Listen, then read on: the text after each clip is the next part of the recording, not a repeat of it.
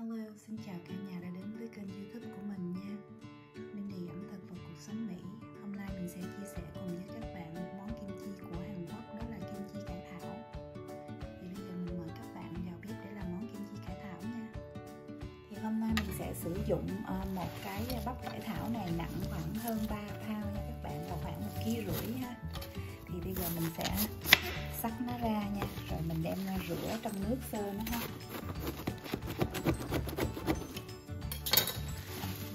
Sắc làm đôi trước ha, xong mình sắc lại làm tư nha các bạn.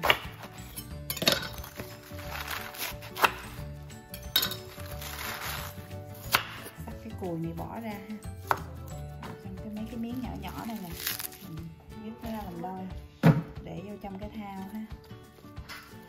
Mình sắc lại từng khúc như thế này ha, ra vô hết trong thao. Mình mở nước lên, mình ngâm nó, rửa nó ha. Rồi tương tự cứ làm như thế cho tới hết nha các bạn. Mấy cái lõi bên trong nó nhỏ quá nè, mình đừng có cắt nó ra nhỏ quá, nó lụng dụng ha. Rồi đây là phần cải thảo mình vừa cắt ra từng miếng rồi nè ha các bạn. Miếng vừa ăn rồi ha. Bây giờ mình rửa rồi mình vớt ra cái thao khác, rồi mình chuẩn bị rắc muối lên ha, cho nó xìu xuống bớt nha. Rồi cải thảo sau khi mình đã rửa sơ nó qua rồi nha các bạn, bây giờ mình sẽ rắc muối nữa ha. Thì mình sẽ có một cái thao không kế một bên nha.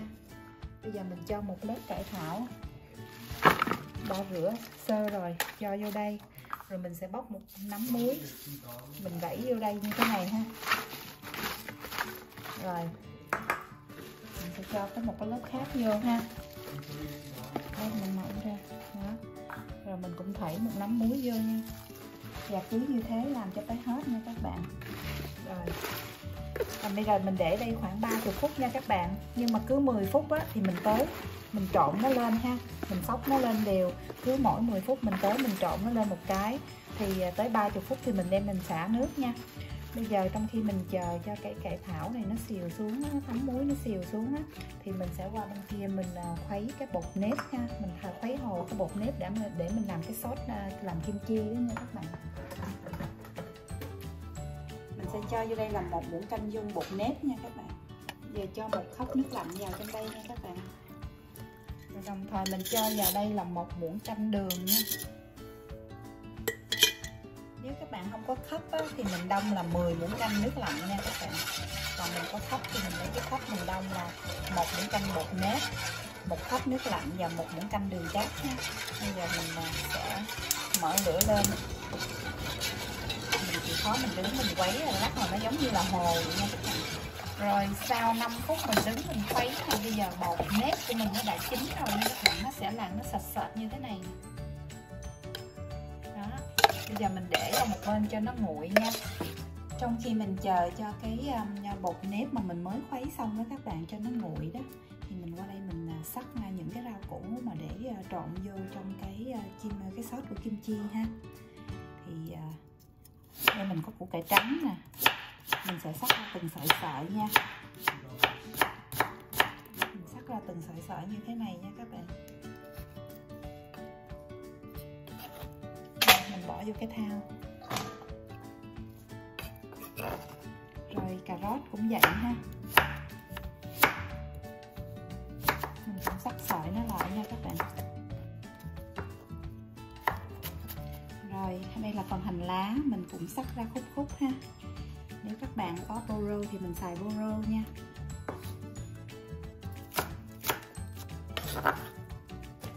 Đây là cái phần cà rốt, củ cải và hành hoặc là bô rô của mình đây ha.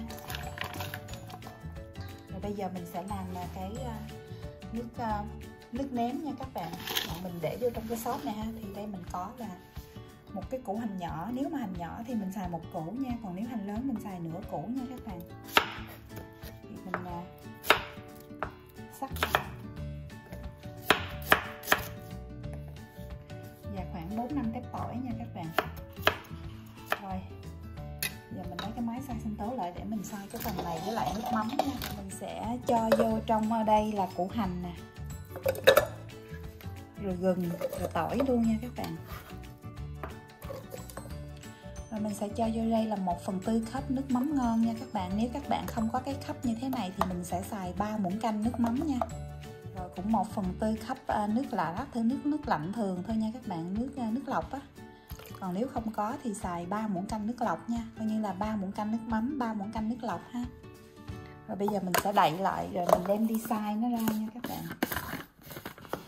Mình không cho đường nha, tại vì trong cái bột nếp mình khuấy là mình đã có đường trong bột nếp rồi nha các bạn. Với lại kim chi này nè là mình làm ăn á là không có được để là quá chua. Khi mà mình để lâu ngày lắm rồi đó là nó đã chua lắm rồi đó, là thường là người Hàn người ta sẽ đem đi nấu canh hay là làm cơm chiên gì đó. Chứ còn nếu mà người ta ăn không với cơm á thì lúc kim chi vừa chín tới là ăn là rất là ngon nha, nó không có cái vị chua nhiều ha.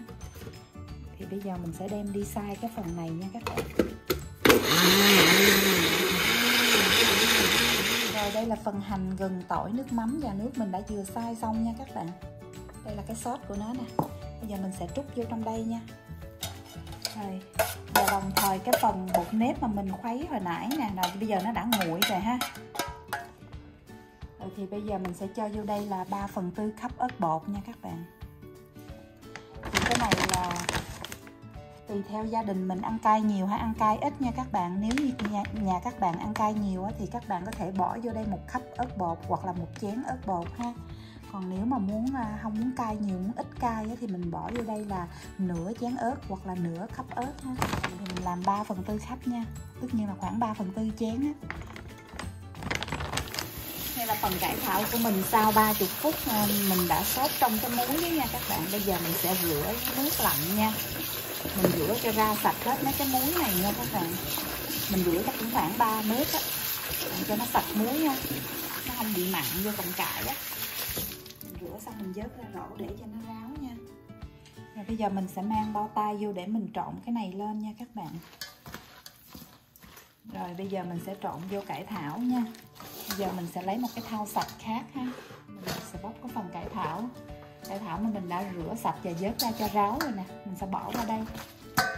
Cái này do mình chia ra làm 3, chia ra làm 3 phần đi. Chứ còn bỏ một lần vô nhiều quá thì nó không có đều nha các bạn. Rồi đây ha. Đó, mình để vậy nè, mình massage kêu lên cái cải thảo ha, để cho những cái sốt này nó thấm đều vô trong cái cải thảo nha các bạn. Và mình massage nhưng mà mình không bóp mạnh nha các bạn. Đó, mình làm như vậy để cho nó thấm đều rồi ha. Bây giờ nó đã thấm đều rồi nè, mấy cải nó đã thấm đều, mấy cái ớt nó vậy thấm đều vô trong mấy cái lá cải rồi đó. Rồi bên này mình đã chuẩn bị sẵn một cái hũ hay một cái thùng nào ha. Đó, bây giờ mình sẽ để vô trong đây, mình sẽ cất vô trong đây nha. Rồi mình trộn tiếp cái phần khác ha.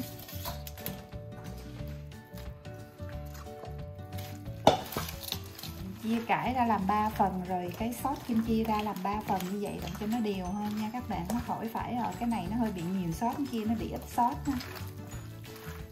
Rồi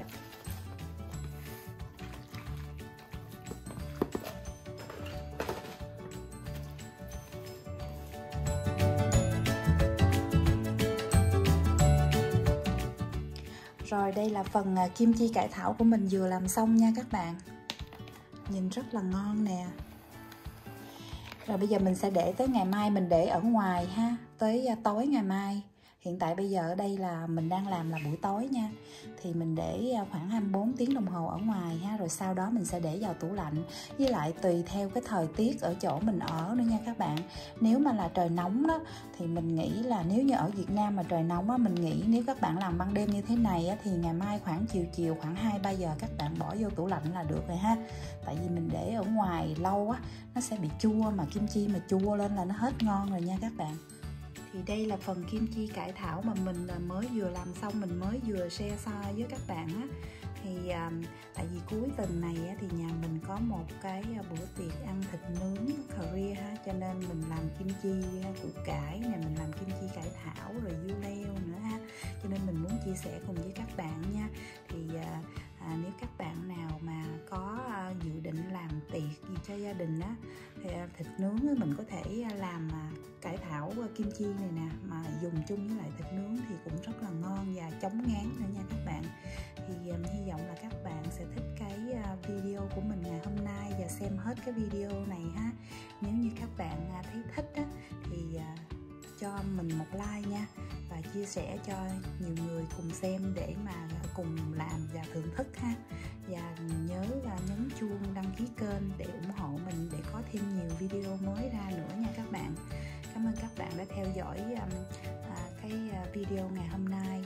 Thì mình xin chúc các bạn một ngày vui vẻ và hạnh phúc ha.